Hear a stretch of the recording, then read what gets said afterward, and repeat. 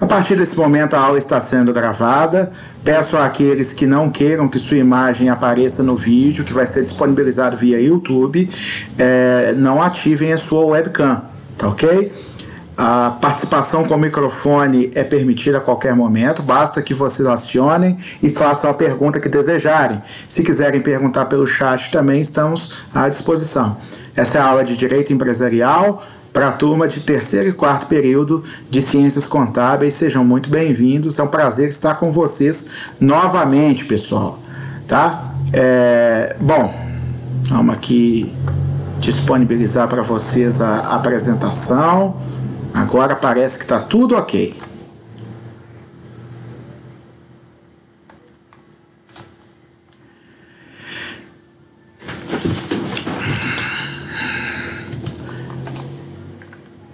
Todo mundo está vendo aí o slide? Podem falar comigo se quiserem. É escrito Direito Empresarial, professor. Só isso. É isso. Não trocou. É isso. É um prazer estar com vocês. Essa nossa disciplina, Direito Empresarial, nós vamos estudar durante esse semestre. Eu brinco com a minha turma de instituições de direito. Com quem vocês fizeram instituições do direito lá no primeiro período? Com a professora Flávia lá, nós, professor. Para Flávia lá, nossa, ela saiu da faculdade, foi tocar projetos pessoais, ela é muito conhecida, eu considero ela uma amiga. Inclusive, quando ela teve a licença maternidade dela, ela foi ter neném, ela me indicou para substituí-la nos cursos de Ciências Contábeis. Então, eu tenho uma ótima relação com ela, boa professora. Quando eu estou dando instituições do direito, eu sempre falo para os meus alunos o seguinte: lá nas instituições do direito, você estuda um catadão, uma coletânea de disciplinas que você não vai estudar especificamente ao longo do curso. Essas disciplinas que você vai estudar especificamente são Direito do Trabalho e Previdenciário. Acredito que vocês já fizeram, né? Quem deu aula de trabalho previdenciário para vocês?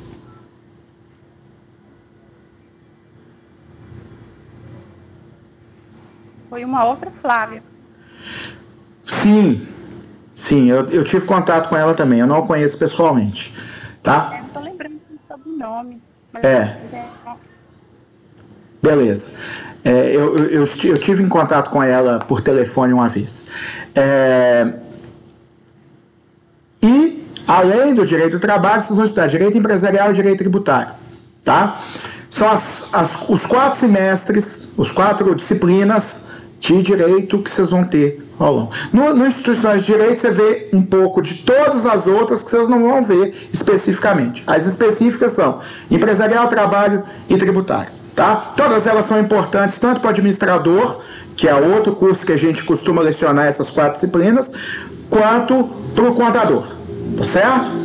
Então, a ementa é essa aqui. Nós vamos estudar o direito empresarial e os seus institutos, né, a teoria geral do direito societário, do direito cambiário e noções de direito falimentar. São os grandes ramos do direito empresarial que a gente vai estudar. Vamos falar um pouquinho sobre os tipos de sociedades, sobre contratos empresariais, vamos falar um pouco de direito falimentar e recuperação de empresas.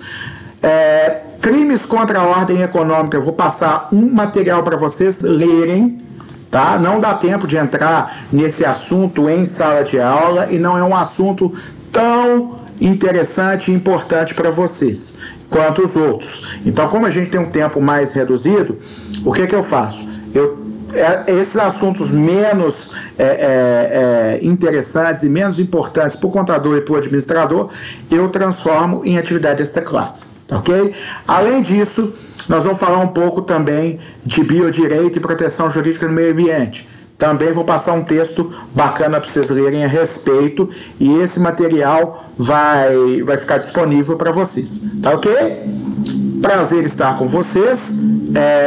Distribuição de pontos desse semestre. Como vai funcionar? 2 etapas, 50 pontos. 2 estudos dirigidos por etapa. Tá? Como que vai funcionar esse estudo dirigido para não dar muito trabalho para vocês conseguirem uma nota filé no final? Eu vou passar para vocês um estudo dirigido com perguntas, ok? Essas perguntas vão ser para estudar para a prova toda. Vocês vão ter prova fechada com 15 questões valendo 2 pontos. Cada prova vai ter 15 questões valendo 2 pontos. Uma na primeira, outra na segunda etapa. Um dos estudos dirigidos, eu vou pedir um certo número de questões que vocês vão pegar aleatórias dessas questões que vocês vão responder para estudar para a prova, tá? Geralmente, como vale 10 pontos, eu peço 10 questões respondidas. Vocês vão pegar essas 10 questões e vão responder manuscrito e me mandar. Tá certo? Isso vale os 10 pontos. Você vai corrigir se a resposta está certa? Não. Eu quero saber se você respondeu a sério. Então eu vou correr o olho para você foi lá, para saber se você foi lá no material, pegou as respostas e escreveu de verdade, né? Agora, não dá para responder só as 10 para ganhar os 10 pontos. Por quê? Porque a sua nota na prova depende de você estudar tudo. Então, vocês só vão ter que escrever 10, mas pelo menos mentalizando, vocês vão ter que responder todas as perguntas para se dar bem na prova. É assim que vai funcionar. Tudo bem? Facinho de ganhar 10 pontos, tá? Facinho mesmo. Pegar 10 perguntas, responder, o material tá lá, pode copiar, não tem problema nenhum. Me manda, manuscrito. Eu só quero ter a certeza que você está estudando, ok? Isso é uma forma de estimular o estudo de vocês. E o resto das perguntas vai ter muitas, vai ter mais de 50. Você não precisa nem se responder por escrito, basta responder mentalmente no momento que você está estudando. Fala, quem falou comigo? Eu, professor. A gente vai mandar tudo pelo pincel, certo? Tudo pelo pincel, mas diga eu quem? Willis. Tá bom, Willis. Desculpa, professor. Tudo pelo pincel, tá, Willis? Eu vou criar lá um estudo dirigido onde vocês vão enviar esse material. O que acontece? Na hora que vocês estiverem anotando, vocês podem tirar foto com o celular mesmo e um aplicativo que transforma essas fotos em PDF. Você cria um arquivo de PDF. Tem o Cam Scanner, tem outros também. Foto to PDF. Você vai lá na loja da Google de você e descobre um aplicativo que transforma foto para PDF. Tá? Cria um arquivo de PDF e manda esse arquivo único pelo pincel. Tá certo? Bom, outro estudo dirigido vai ser um texto que vocês vão escrever, um texto autoral. Duplas ou trios? Belezinha? Pode ser assim? Duplas ou trios? Vocês têm grupo aí formado? Pode. Sim. Beleza. Beleza. Então vocês organizem-se. Por que você não vai fazer grupo grande, professor? Porque vocês estão vivendo um momento de dificuldade. Vocês têm que encontrar online para fazer o trabalho juntos. Então é melhor que seja um grupinho pequeno que facilita a comunicação via WhatsApp, via, sei lá. Vocês criam aí a forma de comunicação de vocês e nós vamos aceitar duplas ou trios. Tem que colocar o nome de todo mundo lá no trabalho, para quando eu for lançar a nota, eu lançar para todo mundo, tá bom? Na segunda etapa, mais um trabalhinho de dupla ou trio, tá? Nós vamos ter aqui um tema específico, vocês vão se organizar para fazer. Os 2 trabalhos serão na aba Estudo Dirigido. Eu não vou colocar trabalho na aba de fórum, não, porque dá confusão, tá?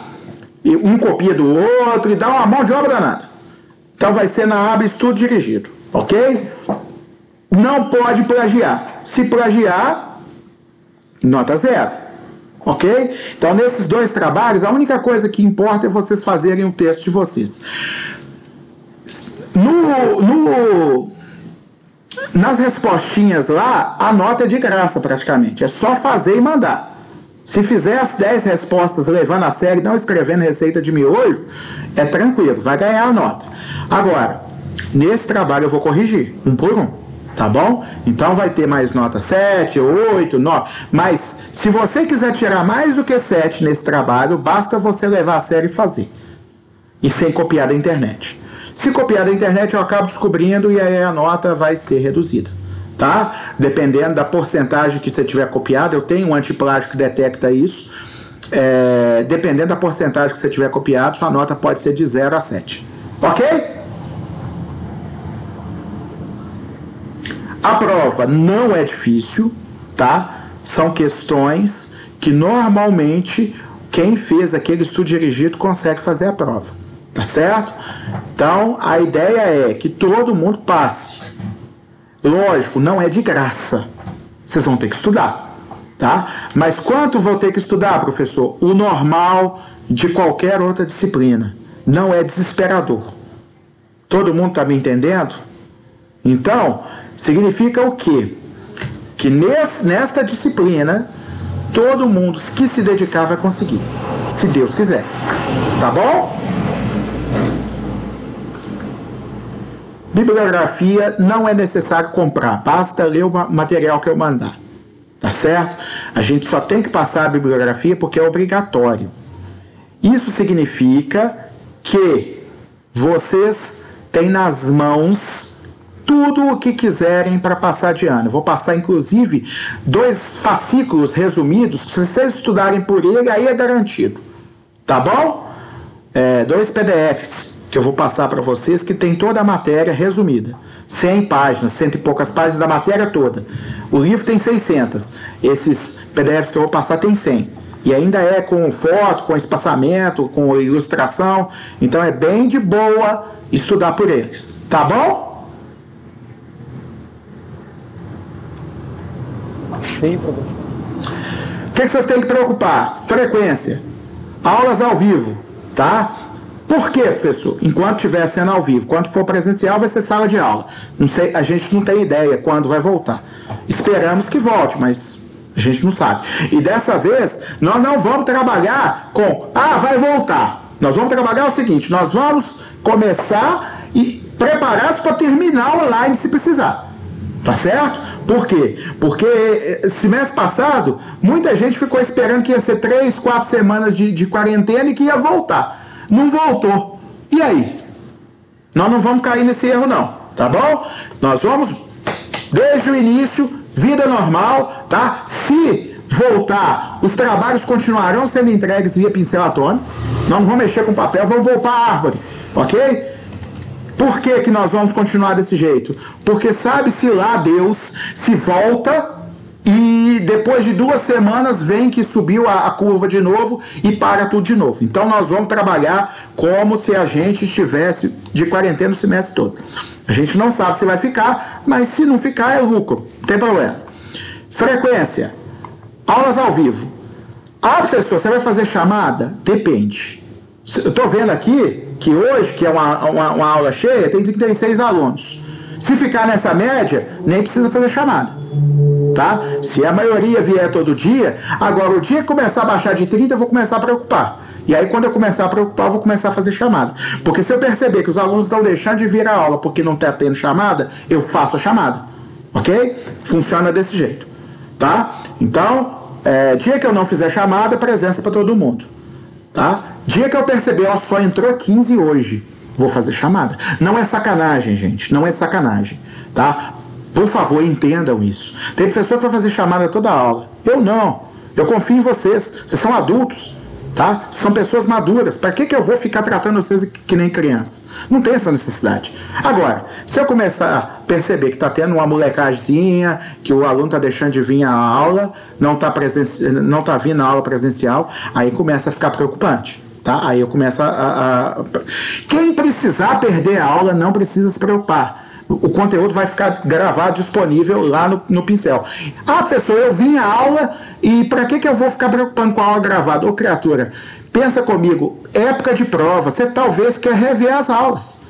Entendeu? Talvez num dia antes da prova eu quero rever todas as aulas para estudar. Em vez de estudar lendo, eu vou estudar assistindo. Opção sua. E tem um recurso no YouTube que facilita isso. Porque como as minhas aulas são disponibilizadas via YouTube, você pode colocar a velocidade da reprodução do vídeo em 2 vezes ou 1,5 vezes. Tá? Isso facilita pra caramba. Por quê? Porque às vezes você consegue assistir uma aula de 1h30 em 1 hora. Ou então uma aula de 1h30 em 45 minutos. Isso... né? Lógico que você não vai fazer isso da primeira vez que você estiver vendo a aula. Porque aí você está aprendendo. Da segunda vez você vai estar só relembrando. E aí você tem menos tempo. Então pode facilitar esse recurso. Tá certo? Preocupação do aluno com nota, tem que existir. A gente fala, não, nota é o de menos, nota acontece. Sim, mas você tem que preocupar. Então, se você foi mal na primeira prova, você vai estudar igual um maluco para a segunda. E é assim que vai funcionar.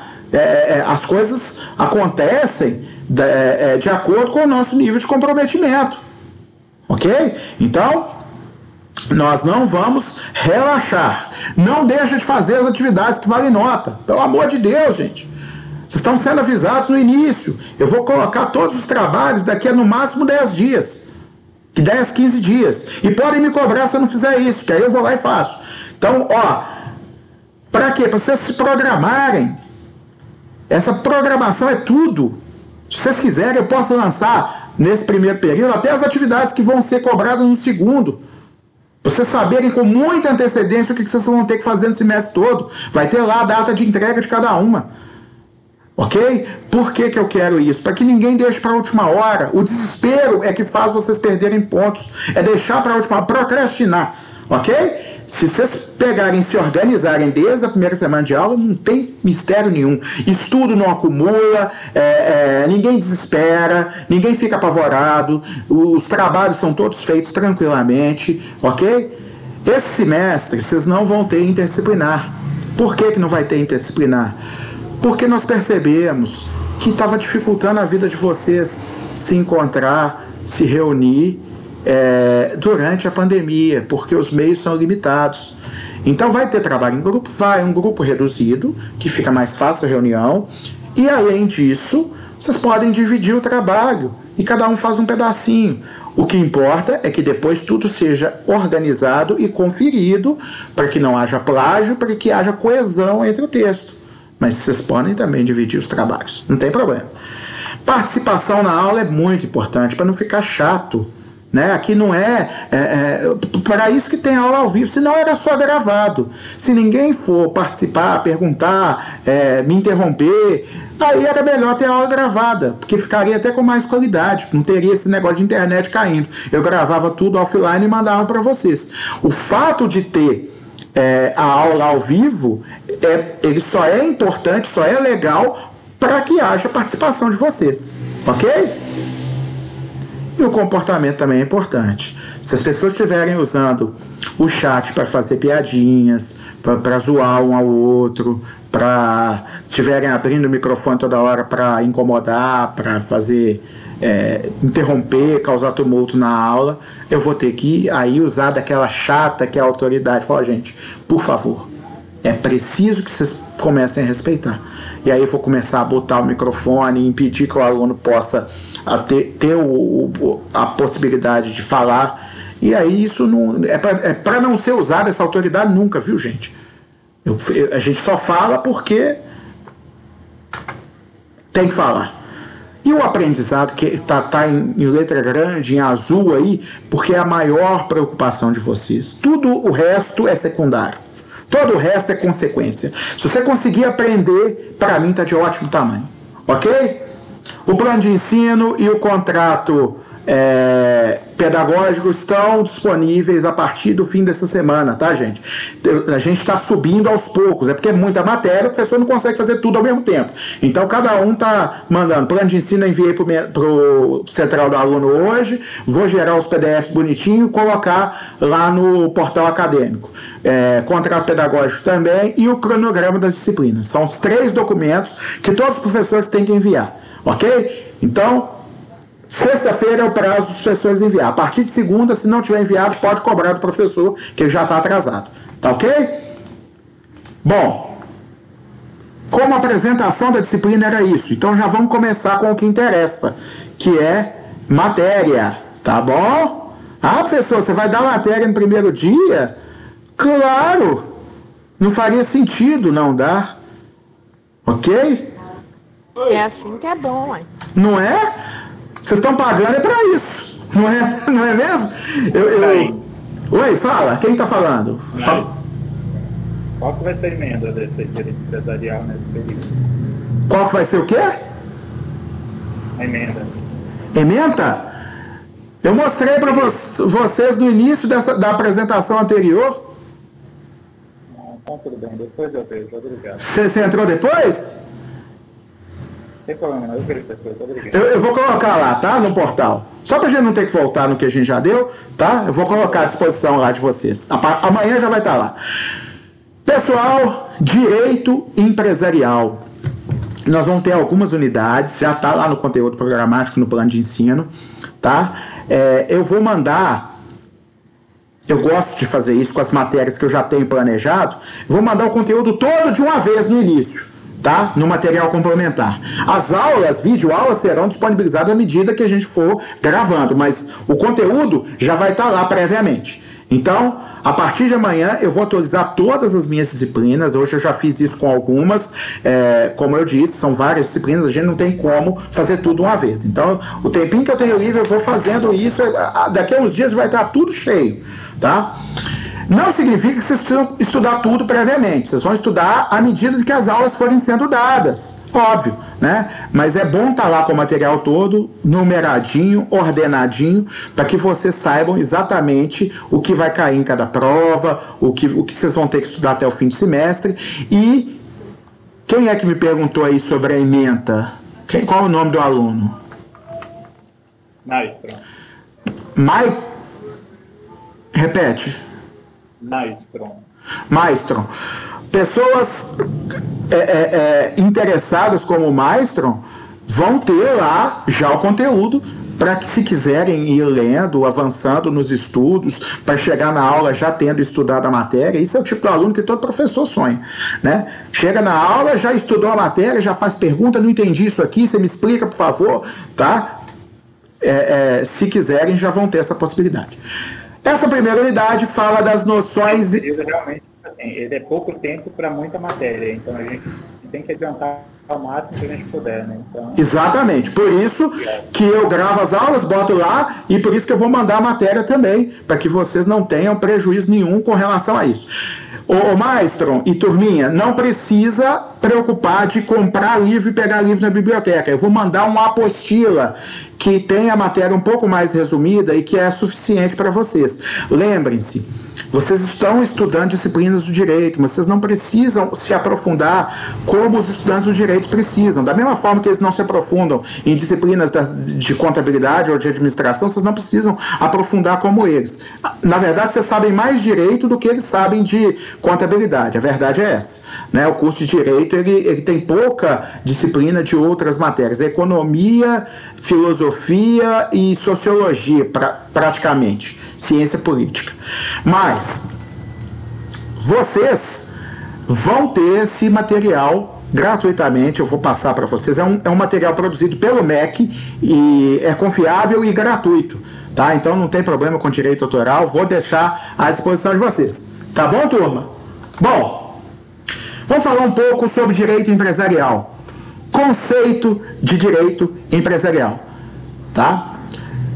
Conjunto de normas que rege a atividade empresarial, mas não é só um conjunto de normas. Também é uma ciência que estuda o fenômeno do direito empresarial no Brasil, ok? Não é propriamente um direito de empresários, tá? Não é só para empresários, mas é um direito para estudar a disciplina da atividade econômica organizada para a produção e circulação de bens ou serviços.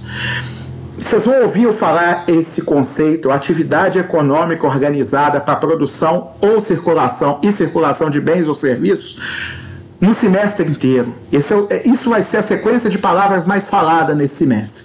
Sabe por quê? Isso é o conceito de empresa. Empresa é a atividade econômica organizada para a produção e circulação de bens e serviços, tá? Então, já pode começar a memorizar isso, anota isso aí, atividade econômica organizada para a produção e circulação de bens ou serviços. Anota isso porque vocês vão falar isso tanto e isso vai cair na prova, tá? Isso vai cair na prova, já tá dada a dica. Tem questão na prova sobre conceito de empresa, ok? Que vocês vão ter que saber, beleza? Então, para ser estudado pelo direito comercial, que é um jeito antigo de se referir ao direito empresarial, não é mais o direito comercial, que é o jeito mais moderno de se falar. Hoje se fala direito empresarial, antigamente falava direito comercial. Tem alguns autores que são saudosistas e que ainda falam direito comercial, mas o jeito mais moderno de se referir à disciplina é direito empresarial, tá? Não é preciso ser comerciante e muito menos empresário, tá? Ele é necessário que a pessoa pratique uma atividade produtiva voltada para a produção e circulação de bens e serviços, tá? Ou seja, prestação de serviço entra também. Ou seja, indústria entra também. Não é só comércio, ok? Direito empresarial, comercial ou mercantil é tudo a mesma coisa hoje, mas já foi diferente. Na época que chamava direito comercial mesmo, era diferente. A gente vai ver essa diferença na aula de hoje, se Deus quiser e se der tempo. Se não der, continuamos a aula que vem, tá? Eu não vou me prender esse negócio de ter que terminar uma apresentação de slides toda a aula, nem sempre vai dar tempo. E como vocês mesmos falaram, o tempo é reduzido, a gente não pode se dar ao luxo de ficar liberando a turma meia hora mais cedo, porque terminou um slide. A gente começa o próximo, tá ok? Eu sou fominha com o negócio de aula. Ok? Então a aula minha não vai terminar antes das 10, tá bom, galera? O certo seria terminar 10h05? Seria. Mas entre 10 e 10h05 a gente consegue concluir. Belezinha? Bom, dito isso, vamos falar um pouco da evolução histórica do direito empresarial. Todo direito evolui ao longo da história. O homem é um ser que nasceu para viver em sociedade. Tá certo? É um ser social, gregário. É um ser que procura viver em grupo. Baseado nisso, ele começou a desenvolver atividades voltadas para o grupo. Lá no início, o homem vivia da coleta e da caça e pesca. Com o tempo, ele começou a dominar a agricultura. E aí, o homem começa a produzir bens que são alimentos, e além disso outros bens que são ferramentas, roupas, etc. A partir desse momento, o homem percebe que nem todo mundo pode produzir tudo, certo? Quem mexe com carne não tem tempo de ficar fazendo espada, nem ficar fazendo machado, etc.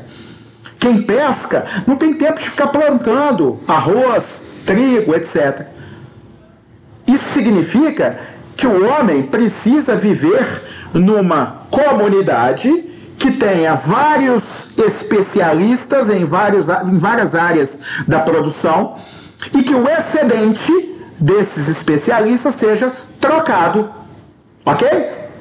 As primeiras civilizações que começaram a se preocupar com comercialização de bens, troca de bens, foi a civilização dos fenícios e dos egípcios, que também, curiosamente, são as primeiras civilizações que começaram a dominar a navegação. A partir do momento que eles começaram a dominar a navegação pelos grandes rios, eles notaram que isso serviria de transporte de mercadorias. Os barcos poderiam servir de transporte de mercadorias. A partir daí, eles percebem, poxa vida, está sobrando para nós, vamos trocar por outras coisas que a gente não tem. E essa prática do escambo, da troca, é o primeiro comércio que se tem notícia, certo? A partir daí, quando se começa a praticar uma atividade, é necessário ter normas que regulamentem esta atividade, porque senão vira bagunça, né? E aí é o surgimento do direito comercial. Tá certo? Então, a partir do momento que o homem começa a perceber que está sobrando as coisas e que ele pode trocar essas coisas que estão sobrando, tá? Ele pode perceber que é possível realizar aquela atividade de troca. Essa atividade de troca precisa ter regras. Se não tiver, vai ter problemas. Assim é com todo o ramo do direito. A partir do momento que o homem percebe que precisa recolher dinheiro para o Estado para sustentar o Estado, para que o Estado dê segurança, conforto, moradia, às vezes saúde pública, educação pública, etc., o homem percebe que tem que ter regras, senão o Estado vai cobrar imposto demais. Surge o direito tributário. A partir do momento que o homem entende que precisa fazer contrato para garantir que as suas atividades de relacionamento interpessoal precisam ter normas, surge o direito civil. Certo? A partir do momento que o homem entende que quem comete crimes deve ser punido, surge o direito criminal. E assim sucessivamente. Ok? Então o direito comercial surge dessa forma. Bom, como eu disse, nesse primeiro momento, o comércio surge como uma atividade, né, nas civilizações mais rudimentares, mais antigas. Os egípcios e os fenícios foram os primeiros que começaram a fazer disso uma atividade necessária, né? E aí, essas práticas como escambo, feiras livres, expedições ao Oriente para pegar especiarias, navegações, elevaram a importância do comércio como prática social. E aí ficou necessário não só ter regras para regular, como também codificar essas regras, transformar essas regras num código, num conjunto de leis, num conjunto de normas, tá? As primeiras normas constantes em códigos de leis, que não necessariamente códigos de leis especificamente comerciais, eram códigos que tinham leis diversas. Estavam no Código de Hammurabi, que é a mais antiga civilização encontrada mais antiga legislação encontrada pelo homem, tá? Data de 18 séculos antes de Cristo, na civilização salvo engano, Mesopotâmia antiga, de Nabucodonosor. O Código de Manu, salvo engano, estava lá na Ásia. O Alcorão, que estava nos países árabes. A Bíblia, que foi redigida tanto nos judeus, com o Antigo Testamento judaico, quanto com os cristãos, com o Novo Testamento, e a Lei das 12 Tábuas, que era judaica, né? Essas leis continham rudimentos de normas comerciais, como exercer o comércio. Por quê? Não havia codificação organizada e dividida em ramos do direito ainda. Praticamente,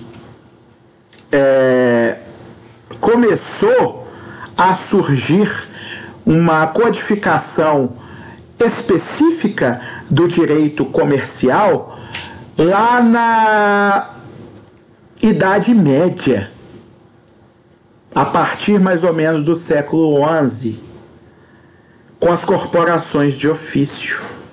Como funcionavam as corporações de ofício? Já devem ter estudado corporações de ofício, que foi um sistema que surgiu no final da Idade Média, em que cada ofício era exercido corporativamente por um grupo de pessoas. E esse artesão, esse cara que sabia esse ofício, por exemplo, o tecelão, ele escolhia os alunos que ele ia ensinar. E somente aquelas pessoas podiam praticar. Eram ofícios praticados de forma corporativa, não é qualquer um que podia ser tecelão.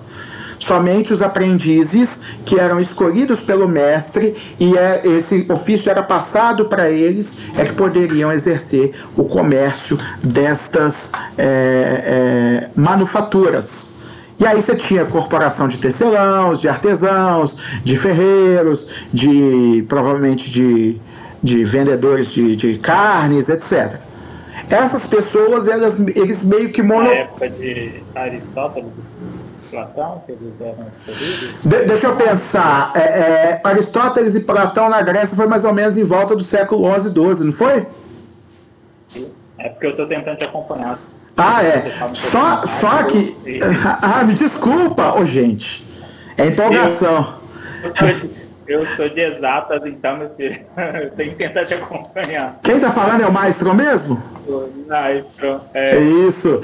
Na época de Aristóteles, Platão, Sócrates, eles escolhiam as pessoas que eles achavam justas, né, que tinham potencial para aquilo, não era todo mundo que era especial. A diferença é que Platão, Aristóteles, esse pessoal aí, eles iam passar para frente ramos de conhecimento mais intelectual, filosofia, matemática, medicina, etc.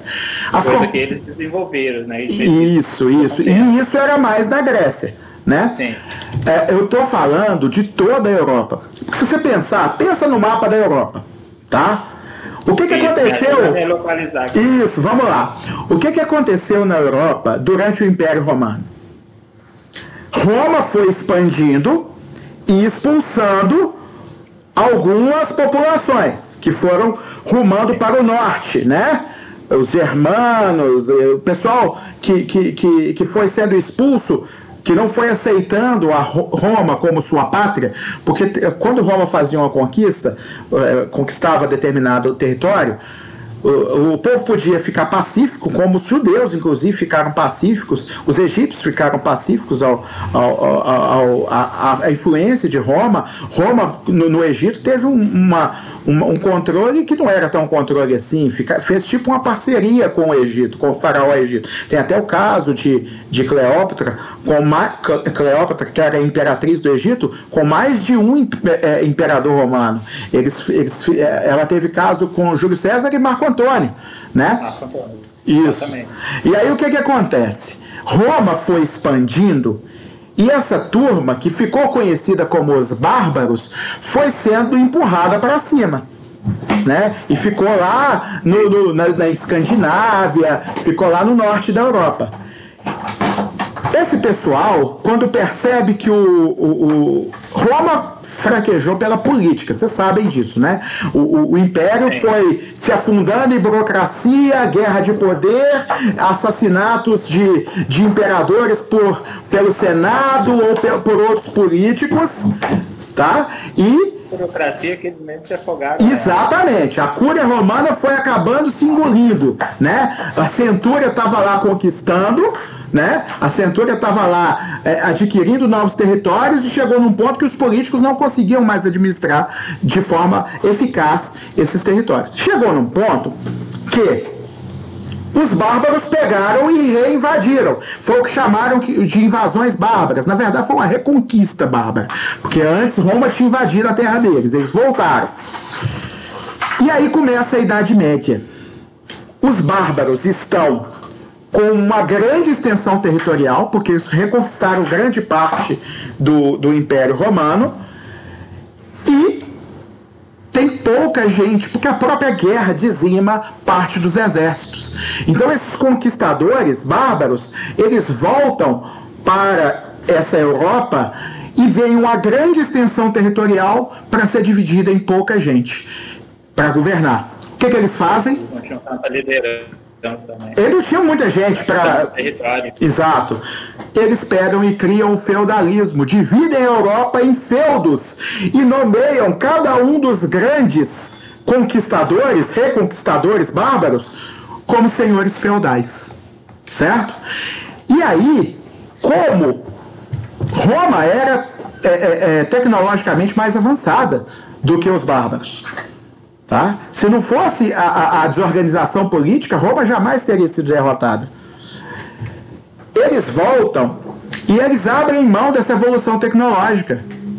Já tinha aquedutos, já tinha grandes construções, já tinha estradas, né?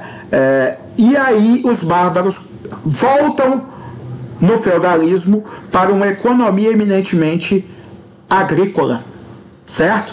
E esse regime agrícola dura por vários séculos até que surgem formas rudimentares de manufaturar os produtos, que são as corporações de ofício, já no final da Idade Média, na segunda metade da Idade Média, ok? A burguesia estava querendo ganhar grana, ganhar dinheiro, lucrar, só que as corporações eles não deixavam qualquer um ganhar dinheiro. Os burgueses começaram a acumular riquezas com expedições por terra e por mar. E aí, com esse dinheiro, eles querem produzir produtos industrializados. Só que isso não é permitido do século XI até mais ou menos o século XIV, porque as corporações de ofício contam com o apoio dos senhores feudais e da própria igreja. O clero era muito poderoso na época, e a igreja tinha, por si só, grandes feudos. Era dona de terras. Então, para a igreja e para os senhores feudais, manter tudo do jeito que estava de boa. O rei, se vocês lembrarem, era uma figura pouco poderosa na época. O rei não tinha grandes exércitos, o rei tinha um poder limitado. Os senhores feudais e o clero eram os grandes poderes na época do feudalismo. Se vocês lembrarem daquela pirâmide lá, você vai ter lá os servos, né? Os servos e vassalos, vocês vão ter a nobreza, que são os senhores feudais, e vão ter o clero no topo da pirâmide. Lembram dessa pirâmide da aula de história? Sim. Beleza. Então, as corporações eram uma forma corporativa de exercer o comércio. Eles comercializavam só o que eles faziam à mão, manufaturas.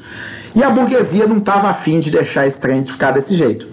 No fim da Idade Média e início da Moderna, as monarquias patrocinaram as grandes navegações e tiveram um grande boom de riquezas. E o que eles fizeram? Encheram o rei de dinheiro e colocaram o rei de novo no poder, com força. E aí o rei se tornou mais poderoso e começou a época das monarquias absolutistas, que durou até meados do século XVIII. Ok? Nessa época das grandes navegações, na França, começa a surgir alguns novos códigos, que deixou de ser aquelas leis corporativas lá, que só valiam dentro de cada corporação. As leis dos artesãos valiam dentro da corporação dos artesãos, e assim sucessivamente. Lá, no final da Idade Média e início da Moderna, com as grandes navegações, principalmente iniciou-se na França em 1673 e 1681, Ordonnance sur le commerce de terre e Ordonnance sur le commerce de mer. Ordenações para o comércio, sobre o comércio de terra, ordenações para o comércio de mar, sobre o comércio do mar. Ok? Essas duas foram as primeiras legislações codificadas gerais de direito comercial, de mar e de terra. Ok? Antes disso, só tinha legislações codificadas que valiam para dentro de cada corporação de ofício. Agora não. A lei valia para todo mundo. Com a Revolução Francesa de 1789, os reis absolutistas começaram a cair um por um, e caíram na França, caíram na Inglaterra. A Inglaterra saiu de uma monarquia absolutista e passou a uma monarquia parlamentarista, em que o rei tem poder de Estado, mas não tem poder de governo, certo? E outras monarquias foram caindo. Tá? A partir desse momento, surge É grave isso tudo. Épocas. Ô, querido, me fala, Pedro. Eu vou levar isso como um elogio e fico agradecido, tá? O que acontece? Não, mas é um elogio. O que acontece? Eu estou entendendo um pouco o que você está falando, mas eu não consigo acompanhar as suas datas e épocas. É muito rápido. Perdão. Tem pra cacete a matéria. Então, presta atenção. professor, Oi, fala. Quem tá falando? é Bruno. Essa voz de radialista de Good Times, né? Fala, Bruno. Eu tô achando... Você tá falando muito rápido, tá difícil. Eu não sei porque a minha internet que tá um pouco lenta. Não tô conseguindo acompanhar, não. Você tem muita razão, Bruno. Sabe o que é? Empolgação, só isso.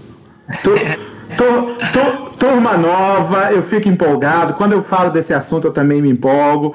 E o maestro... Dá pra ver que você ama a matéria, entendeu? Então, assim, se quiser falar rápido comigo de fissão nuclear, de fusão nuclear, entendeu? Aí eu é que não vou entender pra falar com você. Galera, vamos falar devagar, então. Então, ó... Recapitulando aqui para ninguém se perder, tá? Recapitulando para ninguém se perder. Eu tenho uma grande dificuldade, que eu não gosto muito de teoria. Eu gosto mais de exata mesmo. Então, para mim, é mais complicado. por dificuldade no entendimento da teoria.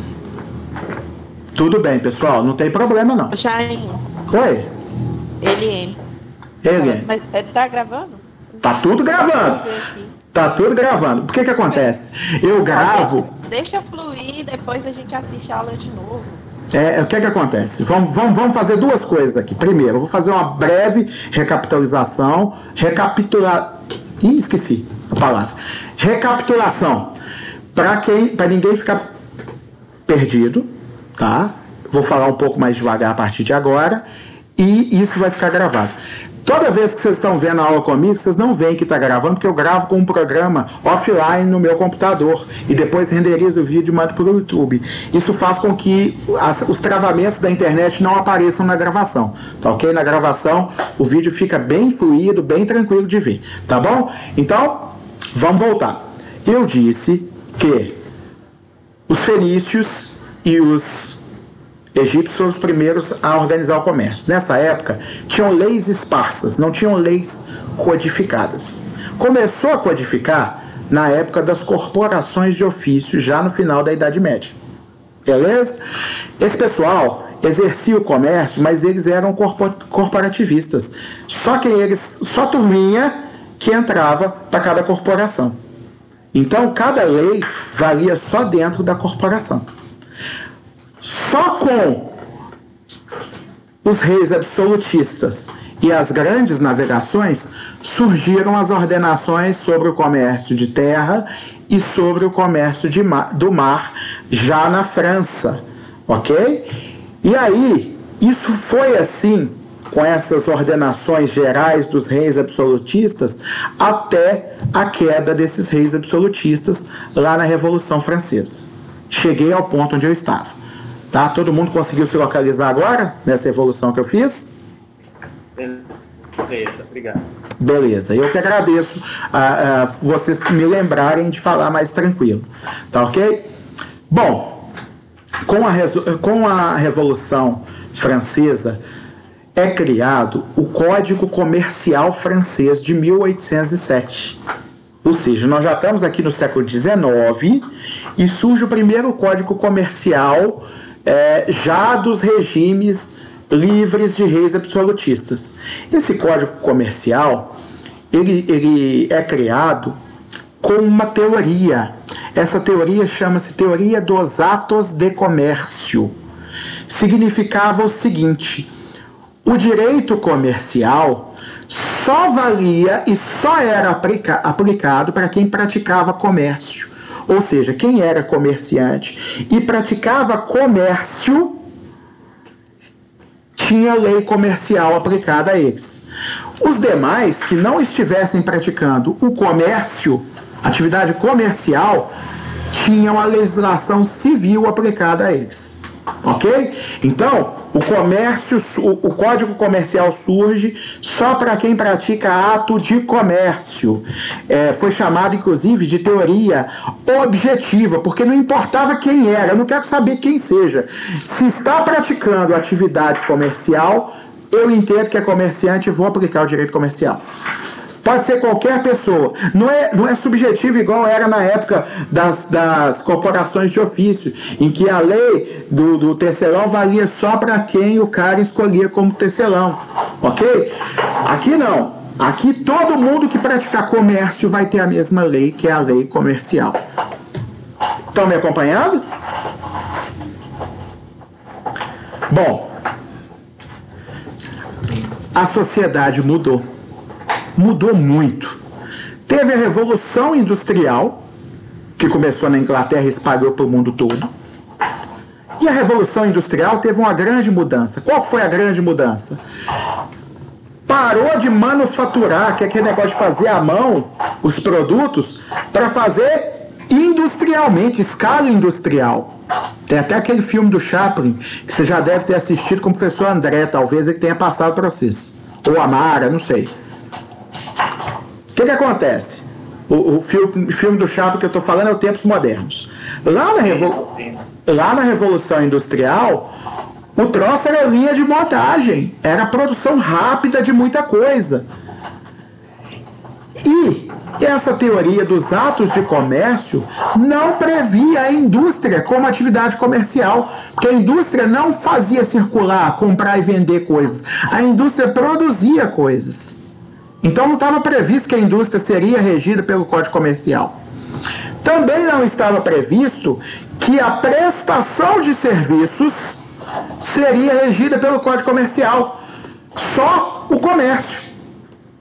Então essa teoria, que é antiga, dos atos de comércio, que surgiu pós-Revolução Francesa e valeu até mais ou menos o fim do século XIX e início do XX, essa teoria dos atos de comércio, ela era uma teoria que privilegiava só uma turma, que era dos comerciantes, com a legislação comercial. Começou a haver uma pressão muito grande para que isso evoluísse. E na Itália, no início do século XX, na Itália, surge uma nova teoria, que é chamada de teoria da empresa. A teoria da empresa fala o seguinte: não só o comércio, mas toda a atividade produtiva que vise lucro, que favoreça a circulação ou a produção de mercadorias ou de serviços, vai ser considerada empresa. E aí o direito empresarial surge como uma disciplina mais ampla que vale para mais áreas do que o antigo direito comercial. Só que no Brasil, isso aconteceu mais devagar. Vocês veem que lá no início dos anos 1900, ou seja, início do século XX, na Itália e na Europa, começa a evoluir para a teoria da empresa. O Brasil aprova seu primeiro código comercial em 1850.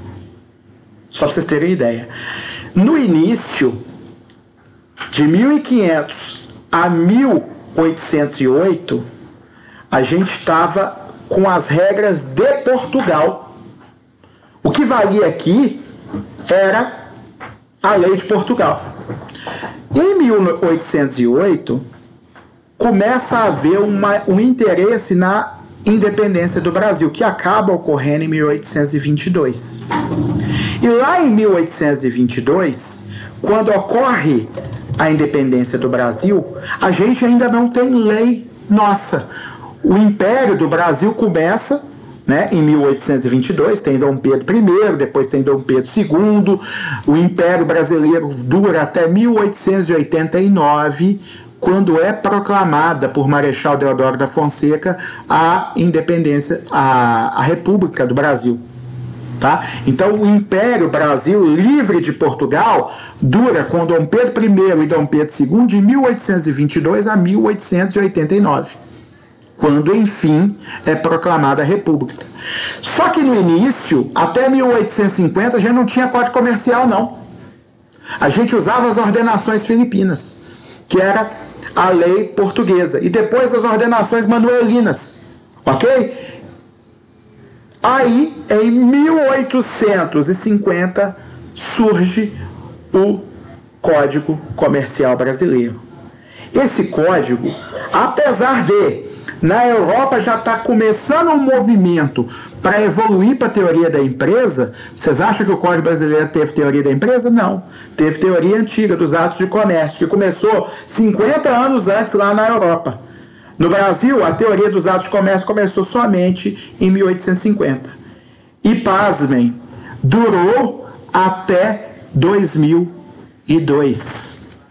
Em 2002 foi aprovado o novo Código Civil Brasileiro e só então nós adotamos a teoria da empresa como balizador do que vai ser regido pelo direito empresarial.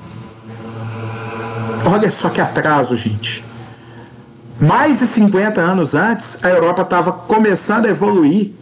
Aliás, cerca de 100 anos antes, a Europa já estava começando a evoluir para a teoria da empresa, lá do início dos anos 1900. Nós ficamos 152 anos com a mesma lei, que é o Código Comercial Brasileiro, e somente em 2002 evoluímos para a teoria da empresa. Repetindo, o que é a teoria da empresa? Que é a teoria subjetiva. A teoria dos atos de comércio é a teoria objetiva. Não importa quem, e sim importa o que ele está fazendo. É ato de comércio, então é direito comercial.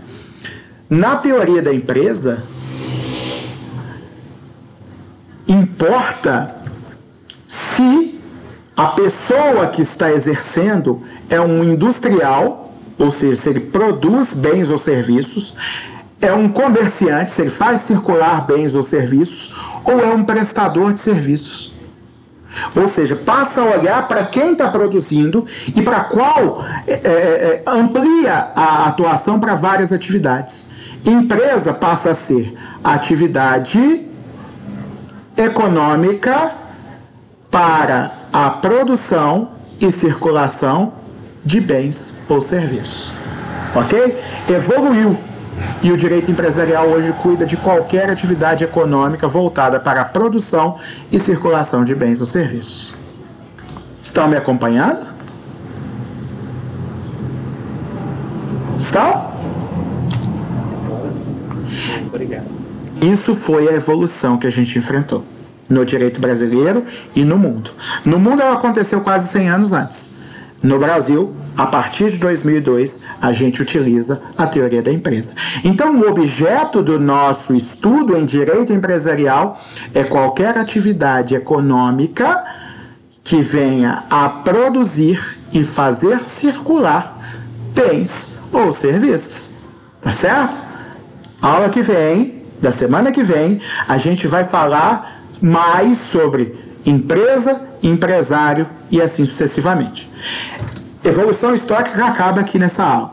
Próxima aula não vai ter tanta data, não vai ter tanta lembrança do passado.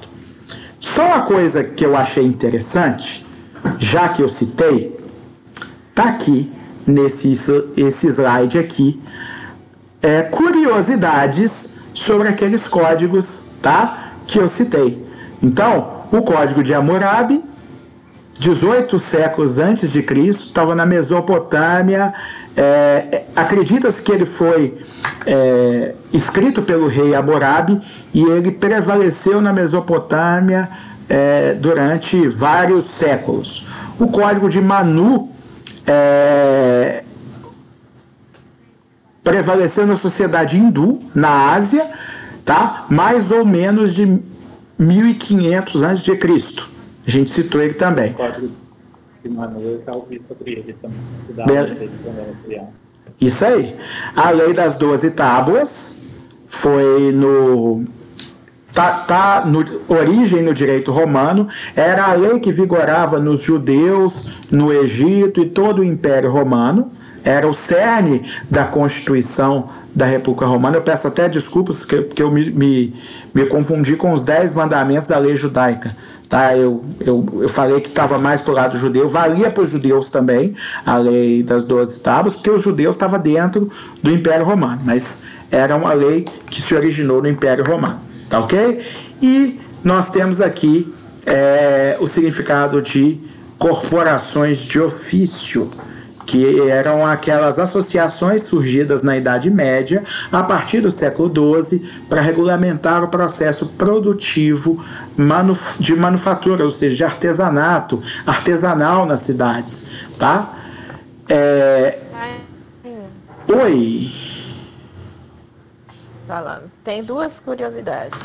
Vamos lá, deixa eu parar a apresentação aqui, porque o slide já acabou, para a gente poder ver mais as bolinhas aí com o nome de cada um e eu poder identificar quem está falando comigo. Tá? Quem está falando agora? Eliane? Fala, minha querida. Por que essa lei das 12 tábuas? Todos os nomes têm uma história, né? Fiquei interessada por isso. Tá, eu não sei com certeza não, mas provavelmente é um mecanismo que eles usavam para redigir as leis, né? Vocês sabem que o Império Romano começou 5 séculos antes de Cristo. e durou até mais ou menos 5 séculos depois de Cristo. Foi quase 1000 anos de império, certo?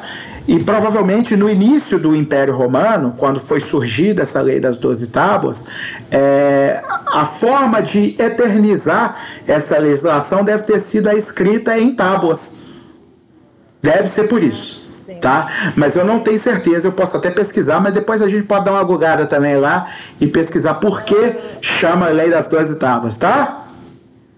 Segundo o site InfoEscola, é porque as leis foram publicadas em 12 tábuas. Tá, aí, tá vendo? Eu não tinha certeza, mas acabei acertando.